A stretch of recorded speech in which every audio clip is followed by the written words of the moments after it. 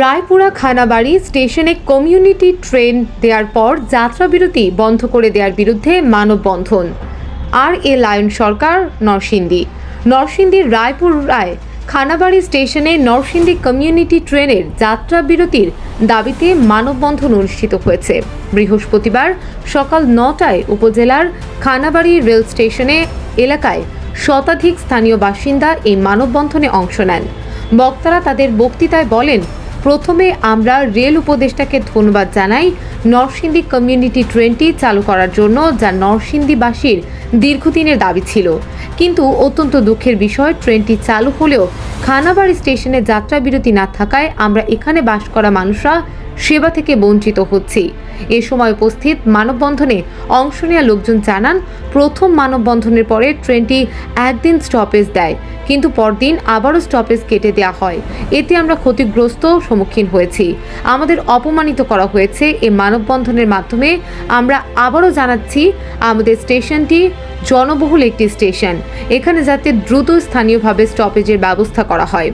তারা রেল উপদেষ্টার কাছে অনুরোধ জানিয়ে বলেন, যত দ্রুত সম্ভব খানাবাড়ি স্টেশনে নরসিংদী কমিউনিটি ট্রেনের যাত্রাবিরতি নিশ্চিত করা হোক, যাতে এলাকার মানুষজন এটা সুবিধা পেতে পারে।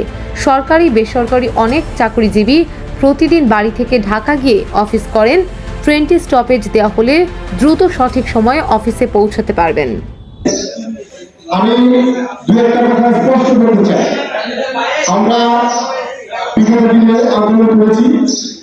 আমরা বিকাশ কমিটির যখন সামিল তখন আমাদের উপরে অনেক হেনস্থা হয়েছিল। আমরা ভবিষ্যতে আরো অনেক কিছু ত্যাগ করার জন্য প্রস্তুত।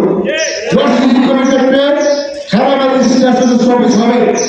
আমরা বিভিন্নভাবে নিয়মতান্ত্রিকভাবে আমরা বিভিন্ন জায়গায় মন্ত্রণালয় থেকে রেল মন্ত্রণালয় থেকে শুরু করে স্বরাষ্ট্র মন্ত্রণালয় পর্যন্ত যত জায়গা আছে, আমাদের বিভিন্ন পর্যায়ে জাতীয়তাবাদী দলের বিভিন্ন পর্যায়ে মাধ্যমে আমরা এখানে উপস্থিত হয়েছিলাম এবং আমাদের দাবিটা সবাইকে জানানোর চেষ্টা করেছিলাম যে আমাদের খানাবাড়িতে নরসিংদী কমিউনিটি ট্রেনটি স্টপেজ চাই, যাত্রা বিরতি চাই, প্রয়োজন। এটা আমাদের দরকার।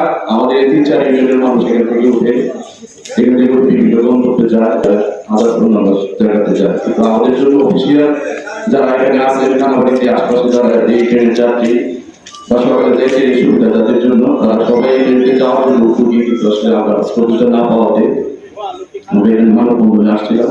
যদিও মানববন্ধনের মাধ্যমে আমরা প্রকাশ করছিলাম যে এই দাবিটা আমাদের যৌক্তিক দাবি, আমাদের যাত্রাবিরতি দেওয়া হয়।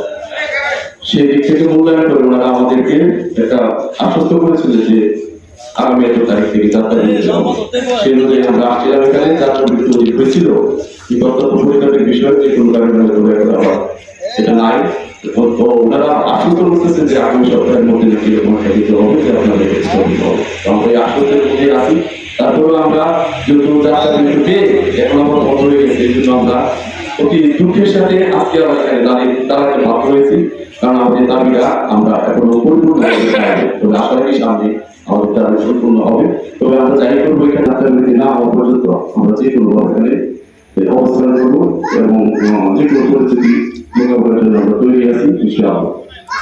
সব এবং শত শত যাত্রী সাধারণ, নিম্ন মধ্যবিত্ত সাধারণ যে জায়গায় বর্তমানে স্লোগান চলছে, বাংলাদেশ এগিয়ে চলো, আমরা এগিয়ে যাব, আমরা সেই স্লোগানে সামিল হয়ে আমরা উত্তর এগিয়ে যাওয়ার জন্য আমরা তাদের সাথে অংশগ্রহণ করতে চাই।